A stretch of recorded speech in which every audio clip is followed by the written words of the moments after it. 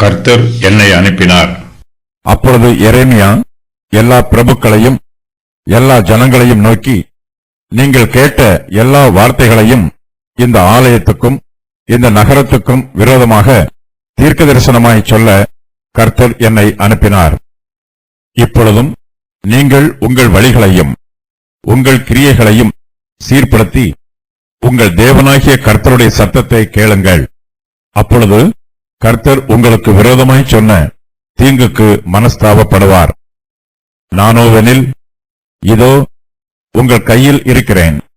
உங்கள் பார்வைக்கு நன்மையும் நியாயமுமாயிருக்கிறதை எனக்குச் செய்யுங்கள். ஆகிலும் நீங்கள் என்னை கொன்று போட்டால் நீங்கள் குற்றமில்லாத இரத்தப்பழியை உங்கள் மேலும் இந்த நகரத்தின் மேலும் இதன் குடிகளின் மேலும் சுமத்திக் கொள்வீர்கள் என்று நிச்சயமாய் அறியுங்கள். இந்த வார்த்தைகளையெல்லாம் உங்கள் செவிகளிலே சொல்ல கர்த்தர் மெய்யாகவே என்னை உங்களிடத்திற்கு அனுப்பினார் என்று சொன்னான். எரேமியா தீர்க்கதரிசி பிரபுக்களுக்கு முன்பாகவும் ஜனங்களுக்கு முன்பாகவும் தன்னுடைய வழக்கின் நியாயத்தை எடுத்துச் சொல்லுகிறார். தான் சொன்ன வார்த்தையை எரேமியா மறுதலிக்கவில்லை. கர்த்தர் தனக்கு கொடுத்த வார்த்தையை எரேமியா சொன்னார். அந்த வார்த்தையில் அவர் உறுதியாய் நிலைத்திருக்கிறார். தன்னுடைய ஜீவனுக்கு மரண மோசம் வருவதாக இருந்தாலும் எரேமியா சத்தியத்தை விட்டு விலகி போகவில்லை. எரேமியா கர்த்தருடைய ஆலயத்திற்கும் எருசலேம் நகரத்திற்கும் விரோதமாக தீர்க்க தரிசனம் சொன்னார். இதை சொல்லுவதற்காகவே கர்த்தர் எரேமியாவை அவர்கள் மத்தியிலே அனுப்பியிருக்கிறார். எரேமியா மனுஷருடைய வார்த்தையை கேட்டு அந்த வார்த்தைகளை சொல்ல வரவில்லை, கர்த்தருடைய அதிகாரத்தினால் வந்திருக்கிறார். அப்பொழுது எரேமியா எல்லா பிரபுக்களையும் எல்லா ஜனங்களையும் நோக்கி, நீங்கள் கேட்ட எல்லா வார்த்தைகளையும் இந்த ஆலயத்துக்கும் இந்த நகரத்துக்கும் விரோதமாக தீர்க்க தரிசனமாய் சொல்ல கர்த்தர் என்னை அனுப்பினார் என்று எரேமியா சொல்லுகிறார்.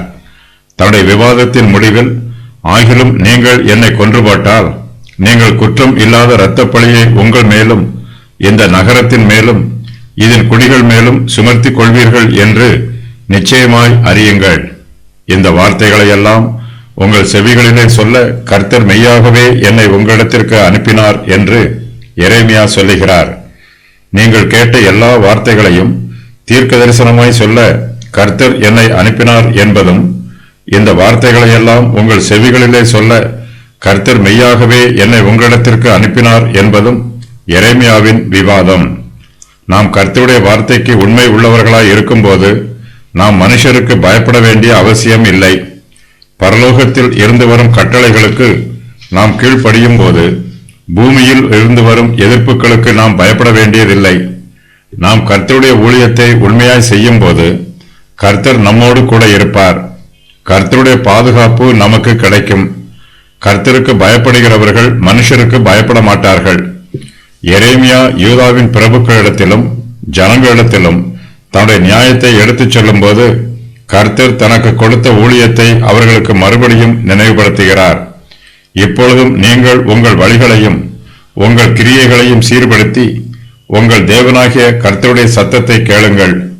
அப்பொழுது கர்த்தர் உங்களுக்கு விரோதமாய் சொன்ன தீங்குக்கு மனஸ்தாபப்படுவார் என்று எரேமியா மறுபடியும் அவர்களுக்கு கர்த்தருடைய வார்த்தையை சொல்லுகிறார். எரேமியா இப்பொழுது பிரபுக்களின் கையில் இருக்கிறார். ஆசாரியரும் கள்ள தீர்க்கதரிசிகளும் எரேமியாவை சூழ்ந்திருக்கிறார்கள். திரளான ஜனங்கள் அங்கு கூடியிருக்கிறார்கள்.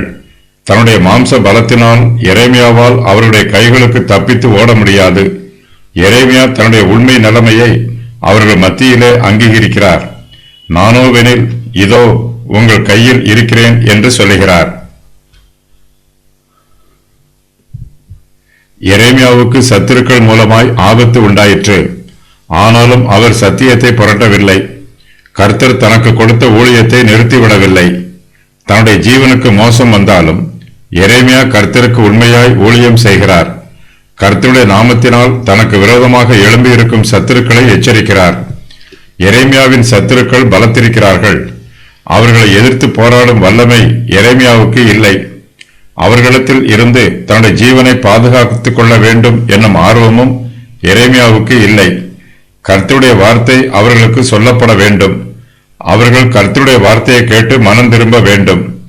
கர்த்தர் அவர்களை அழித்து போடக்கூடாது.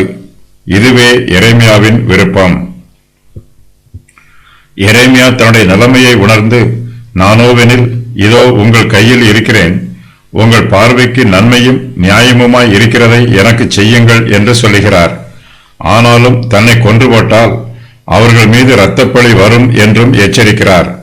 ஆகிலும் நீங்கள் என்னை கொன்று போட்டால் நீங்கள் குற்றம் இல்லாத இரத்தப்பழியை உங்கள் மேலும் இந்த நகரத்தின் மேலும் இதன் குடிகளின் மேலும் சுமத்திக் கொள்வீர்கள் என்று நிச்சயமாய் அறியுங்கள் என்றும் சொல்லி எரேமியா அவர்களை எச்சரிக்கிறார். அப்பொழுது எரேமியா எல்லா பிரபுக்களையும் எல்லா ஜனங்களையும் நோக்கி என்னும் வாக்கியத்தில் அப்பொழுது என்பதற்கு எரேமியா தேவாலயத்திற்கும் எருசலேம் நகரத்திற்கும் எதிராக தீர்க்க தரிசனம் கூறி முடித்த பின்பு ஜனங்கள் எல்லோரும் எரேமியாவிற்கு எதிராக குற்றம் சுமத்திய போது என்று பொருள்படும்.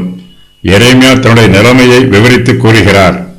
இந்த ஆலயத்திற்கும் இந்த நகரத்திற்கும் விரோதமாக தீர்க்க தரிசனமாய் சொல்ல கர்த்தர் தன்னை அனுப்பினதாக எரேமியா விவரித்து கூறுகிறார். இத்துடன் அவர்கள் தங்கள் வழிகளையும் தங்கள் கிரியைகளையும் சீர்படுத்தி தங்கள் தேவனாகிய கர்த்தருடைய சத்தியத்தை கேட்க வேண்டும் என்று ஆலோசனையும் கூறுகிறார். எரேமியா கர்த்தருடைய செய்தியை அறிவித்து விட்டார். ஜனங்கள் தன்னை காப்பாற்றிக் கொள்ள எரேமியா எந்த முயற்சியும் மேற்கொள்ளவில்லை. ஜனங்கள் தங்கள் பார்வைக்கு நன்மையும் நியாயமுமாய் இருக்கிறதை தனக்கு செய்யலாம் என்று எரேமியா அறிவிக்கிறார். தன்னை கொன்று போட்டால் அவர்கள் மீது இரத்தப்பழி வரும் என்றும் எச்சரிக்கிறார்.